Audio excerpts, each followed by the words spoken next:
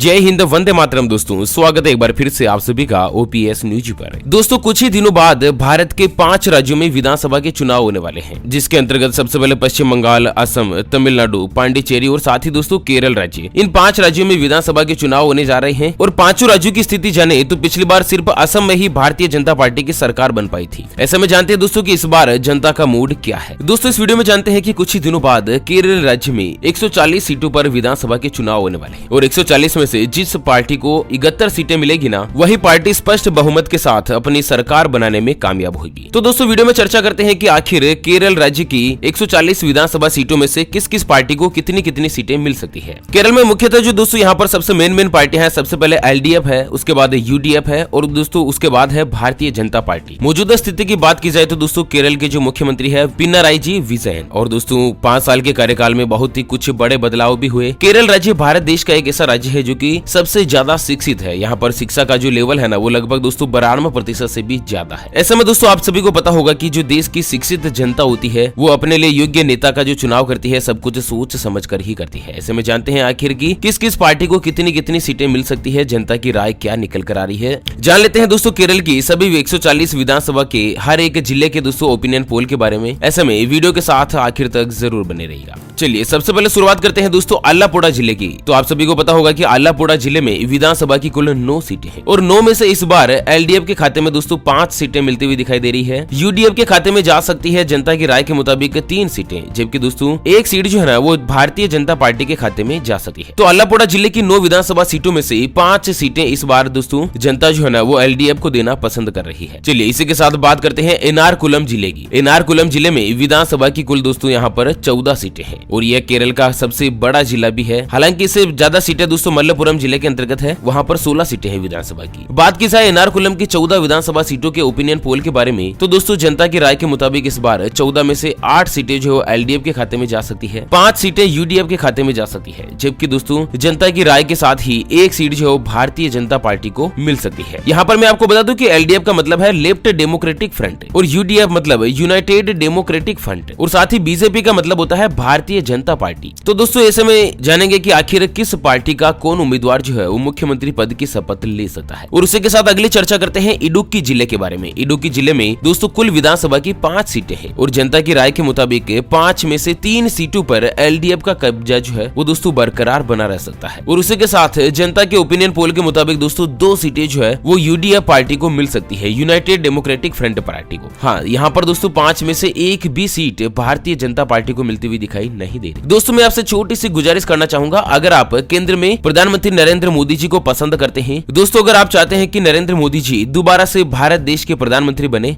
तो इस वीडियो को एक प्यार भरा सा लाइक करके अपना समर्थन जरूर दीजिएगा। चलिए कुन्नूर जिले की बात की जाए तो कुन्नूर जिले में विधानसभा की कुल 11 सीटें हैं और दोस्तों जनता की राय और ओपिनियन पोल के मुताबिक 11 में से 6 सीटें एलडीएफ पार्टी को मिल सकती है, लेफ्ट डेमोक्रेटिक फ्रंट पार्टी को, और वहीं 4 सीटें जो है ना वो दोस्तों यूडीएफ पार्टी को मिल सकती है। हालांकि यहाँ पर भी 11 में से मात्र 1 सीट पर ही भारतीय जनता पार्टी की जीत हासिल हो सकती है। मतलब दोस्तों बीजेपी जो काफी पिछड़ती हुई दिखाई दे रही है केरल राज्य में। हालांकि दोस्तों केरल के ऊपर भी भारतीय जनता पार्टी की नजर है। सबसे ज्यादा नजर तो इस बार दोस्तों पश्चिम बंगाल पर बनी हुई है। पश्चिम बंगाल की कुल 294 के लगभग विधानसभा की सीटें है ना, और दोस्तों बीजेपी का लक्ष्य है इस बार बीजेपी के जो 3 सबसे बड़े नेता है नरेंद्र मोदी जी, अमित शाह और दोस्तों भारतीय जनता पार्टी के जो राष्ट्रीय अध्यक्ष है ना जेपी नड्डा, तो इन तीनों ने कमर कस ली है कि 5 राज्यों में इस बार ज्यादा से ज्यादा सीटें जो है वो बीजेपी की हासिल हो पाए। हालांकि दोस्तों पंजाब में भी नगर निकाय के चुनाव हुए थे, वहां पर कुल 7 सीटों पर चुनाव थे, लेकिन भारतीय जनता पार्टी को बहुत ही तगड़ा झटका लगा था। 5 में से 6 सीटों पर कांग्रेस की जीत हुई थी। दोस्तों जिस तरह से देश में जो किसान आंदोलन का चक्का चल रहा है ना, उसी तरह से भारतीय जनता पार्टी पर लोगों का जो समर्थन है वो शायद कुछ कम होता दिखाई दे रहा। इसी के साथ अगली चर्चा करते हैं दोस्तों कासरगोड जिले की। कासरगोड जिले के अंतर्गत विधानसभा की कुल 5 सीटें हैं और दोस्तों यहाँ पर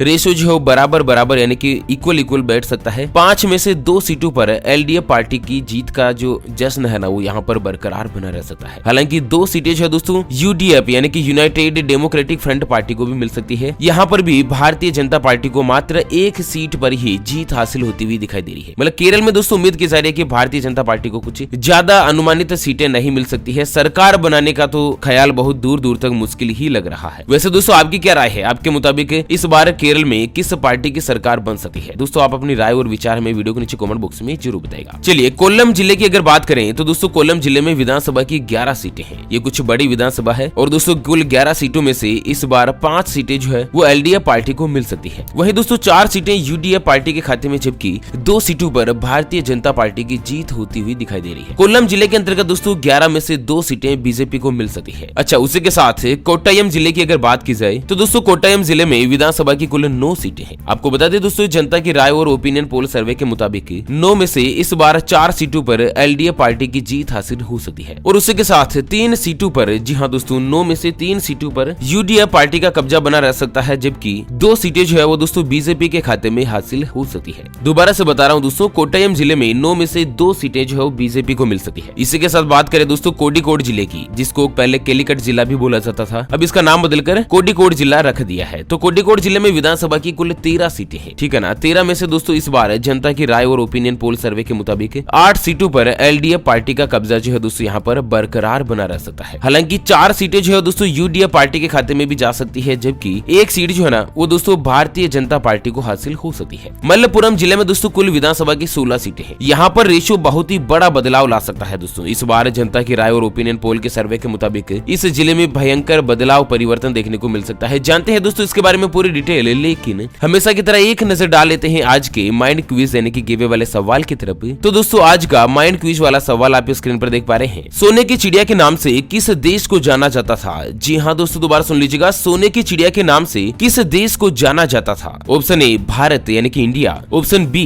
अमेरिका। तो दोस्तों जल्द से जल्द लिखना है क्वेश्चंस का सही जवाब इस वीडियो के नीचे कमेंट बॉक्स में, और हाँ, सही जवाब देने वाले किसी एक खास कमेंट्स को सेलेक्ट किया जाएगा हमारी ओपीएस न्यूज टीम की तरफ से और उसे दिया जाएगा एक 84 दिन वाला मोबाइल रिचार्ज बिल्कुल फ्री। ध्यान रखेगा ये गिवे भी बिल्कुल फ्री है, इसके लिए कोई भी चार्जेस वगैरह हमारी न्यूज टीम के द्वारा नहीं लिया जाएगा। तो दोस्तों मल्लपुरम की 16 विधानसभा सीटों पर अगर दोस्तों यहाँ पर जनता की राय और सर्वे के मुताबिक अगर चर्चा की जाए तो 16 में से 9 सीटें जो है वो इस बार दोस्तों एलडीएफ के खाते में जा सकती है और हाँ 6 सीटें जो है यूडीएफ पार्टी को मिल सकती है और साथ ही 1 सीट पर भारतीय जनता पार्टी का कब्जा भी बना रह सकता है। ठीक है ना दोस्तों, 16 में से 9 सीटें एलडीएफ को, 6 सीटें यूडीएफ को, जबकि 1 सीट भारतीय जनता पार्टी को मिल सकती है। अच्छा, पालक्कड़ जिला की जो है ना, जिसको दोस्तों पालघाट जिला भी बोला जाता था, अब उसको पालक्कड़ जिला बोला जाता है। तो दोस्तों पालक्कड़ के अंतर्गत विधानसभा की कुल 12 सीटें हैं और जनता की राय के मुताबिक इस साल जो विधानसभा के चुनाव हो रहे हैं ना, उसमें 12 में से 7 सीटें जो है वो एलडीएफ के खाते में जा सकती है, 4 सीटें यूडीएफ के खाते में जा सकती है, जबकि 1 सीट पर भारतीय जनता पार्टी का जो कब्जा है वो फिर से बरकरार बना रह सकता है। जी हाँ, पलक्कड़ के अंतर्गत दोस्तों 12 में से 1 सीट बीजेपी को मिल सकती है, 4 सीट यूडीएफ को, जबकि 7 सीटें जो है वो दोस्तों एलडीएफ को मिल सकती है। अच्छा, पतनमतिट्टा जिला जो है ना, यहाँ पर कुल विधानसभा की 5 सीटें हैं और शिक्षा के लिहाज से यह जिला जो है वो सबसे बड़ा जिला है, मतलब सबसे ज्यादा शिक्षा का जो स्तर है वो पतनमतिट्टा जिले के अंतर्गत है। बात करें दोस्तों यहाँ पर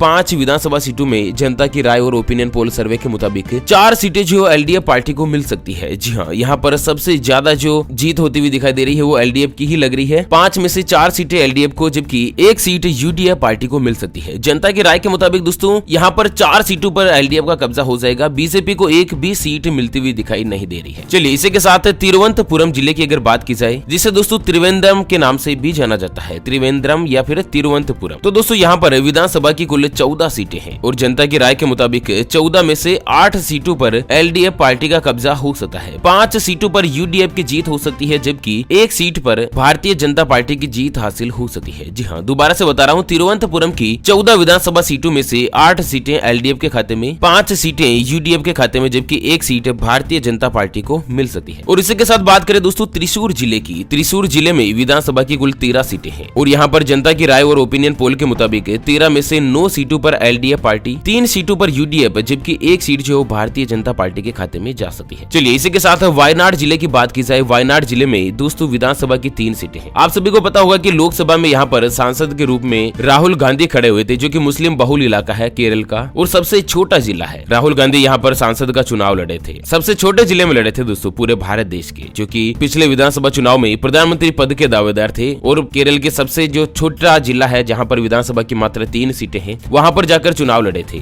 चलिए वायनाड जिला जो है ना वो दोस्तों मुस्लिम बहुल जिला है और इस बार अगर जनता की राय और ओपिनियन पोल जो है उसकी स्थिति विधानसभा में देखें, अपने को लोकसभा से लेना देना नहीं है, लोकसभा में तो सांसद राहुल गांधी ही है। विधानसभा के लिहाज से देखें तो दोस्तों 3 में से 2 सीटों पर एलडीएफ पार्टी और 1 सीट पर यूडीएफ पार्टी का कब्जा बन सकता है। बीजेपी की यहाँ पर एक भी सीट मिलती हुई दिखाई नहीं दे रही है। तो दोस्तों इस बार जनता की राय और ओपिनियन पोल सर्वे जो है ना वो सबसे ज्यादा एलडीएफ को ही मिलता हुआ दिखाई दे रहा है। कुल 140 सीटों के वोट परसेंटेज की अगर बात की जाए तो दोस्तों एलडीएफ को 42% वोट शेयर मिलने का चांस लग रहा है और यूडीएफ पार्टी को 35%, बीजेपी को मात्र 15%, जबकि 5% के आसपास अन्य पार्टियों के खाते में भी यहाँ पर वोट जो है जा सके। तो दोस्तों इस बार की जनता की राय के मुताबिक मुख्यमंत्री जो है वो एलडीएफ पार्टी का ही बनता हुआ दिखाई दे रहा है। वैसे इसके बारे में आपकी क्या राय है? कुल सीटों की बात की जाए तो दोस्तों सबसे ज्यादा सीटें एलडीएफ पार्टी को मिलती हुई ही दिखाई दे रही है और वैसे श्योर है कि दोस्तों मुख्यमंत्री भी जनता की राय के मुताबिक एलडीएफ पार्टी का ही बन सका है। वैसे इसके बारे में आपकी क्या राय है दोस्तों? कौन हो सकता है केरल का अगला मुख्यमंत्री? आपकी राय और विचार हमें वीडियो के नीचे कमेंट बॉक्स में जरूर बताएगा। अच्छा, फिलहाल इसी के साथ वीडियो को यहीं पर देते हैं विराम। फिर से होंगे हाजिर एक और नई और ताजा तरीन ब्रेकिंग न्यूज हेडलाइंस के साथ। तब तक के लिए बने रहेगा आपके अपने चैनल ओपीएस न्यूज पर। Thank you, take care, good bye, जय हिंद, जय भारत, वंदे मातरम।